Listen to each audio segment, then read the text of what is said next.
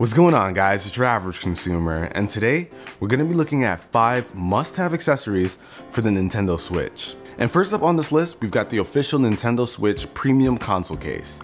Now, the Nintendo Switch is a portable console, so there's a good chance you're going to be taking this thing around with you, maybe throwing it in your backpack, your bag, however you want to carry it, but you're going to want some protection whenever you take it around. There's a standard, Mario, or Zelda version of the case, so you can pick one based on your personal preference, but what's cool is they all come with microfiber cloths that have to do with the case itself. So with this case, you've got a nice slot to throw your Switch in, even with the 2 Joy-Cons connected to it, and you've also got 14 slots to hold games.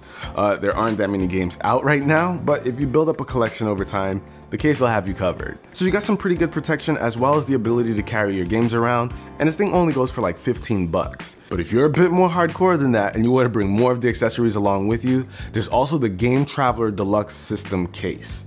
That is a crazy name, but this thing holds a lot. Now this thing's a lot bigger, but it holds a lot more too. You can bring your Switch with the Joy-Cons attached. You can also bring the charging cradle, as well as a Joy-Con grip, or the Pro controller, and you can of course bring the AC adapter, HDMI cable, and it even has 2 game card cases as well as a case for some micro SD cards.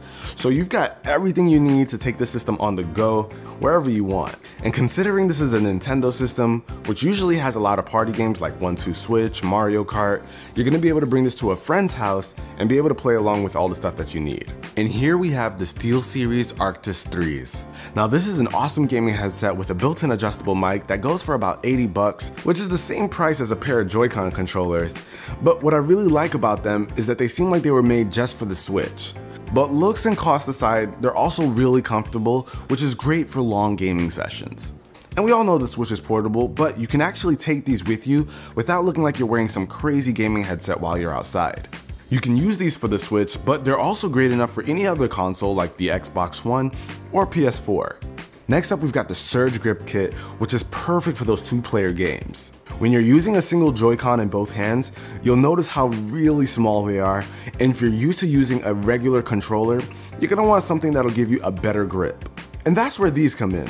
All you have to do is pop a Joy-Con in, and you've instantly got a bigger, easier to hold Joy-Con. You still have access to all your buttons, and it even has some included thumb grips for the joysticks, which you could use even if you're not using the grip.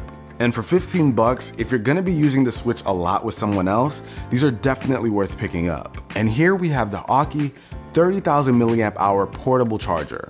Now, I've talked about this portable charger in other videos, and it is a must-have for the Switch. Not gonna lie, the battery on the Switch could definitely be better, so it's a nice bonus that it comes with USB Type-C. It would suck if it came with a proprietary cable, so shout out to Nintendo for going universal. But with that not so hot battery life, you gotta make sure you've got a decent portable charger on deck, and I highly recommend this one. You can play in handheld mode while the Switch is plugged in, which is perfect since the Switch is all about gaming on the go. And a bonus with 30,000 milliamp hours is that you're able to charge the Switch at least 5 or 6 times, or you can even use it to charge your regular phone.